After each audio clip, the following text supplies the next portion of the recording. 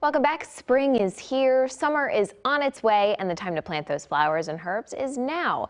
It's also the perfect time to make some fun DIY garden markers. We're getting crafty for our gardens with Amy Latta this morning. So good to be back with you. I've missed you, Amanda. I'm so excited to be with you and to talk about easy DIY projects. You know this is near and dear to my heart. What exactly are we doing today? So today we're making some reversible garden markers. On one side, you get to create a really fun, colorful mandala pattern just using dots. And on the other side, you get to label, like you guys were talking about, what you planted. So you know what kind of herb it is or what kind of flower. Yeah, so people like Brett will know exactly what they put into the ground. Exactly, it won't be a surprise. What I love about this DIY is a lot of times people won't do it because they have to gather all the ingredients, so to speak. But for this, you actually pick up a kit.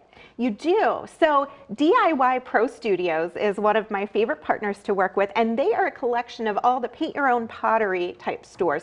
So like here locally in Harrisburg, you guys have Color Me Mine. There's also others in Hanover and Lancaster and York. So you go to the website DIYProstudios.com and put in your zip code, find the nearest store, and then you go pick up this kit. So you have everything that you need.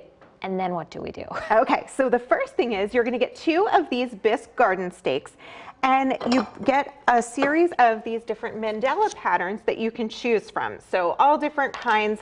Pick the one that you like the best and print it out. And the kit also comes with this red tracing paper.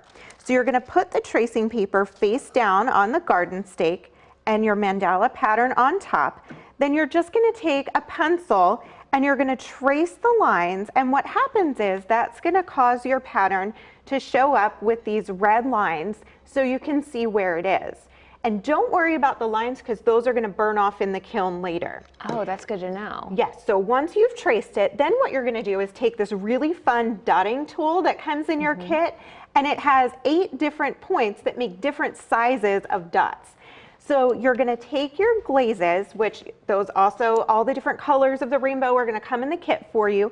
Choose a color and choose a dot size. And all you're going to do, Amanda, is just dip and dot and dip and dot. And you're going to do this in any way that you like using your favorite color combinations. You can trace the lines, you can fill inside. You can see I have one here that's partially completed. And you'll notice that the colors are not bright or dark right now because it hasn't been fired. But what you'll do is finish your patterns on the 2 stakes, take them back to the studio where you got the kit, and they're going to fire them in the kiln for you, which is going to turn those colors so bright and vibrant. That is really fun. And again, as we were saying, this is something that anyone can do. Exactly. All you have to do, literally, dip, dot, dip, dot. And then once they've been fired and they're nice and shiny, you're going to take them home, you're going to flip them over to the blank side, and then you can use a permanent marker to write the names of your plants and your herbs.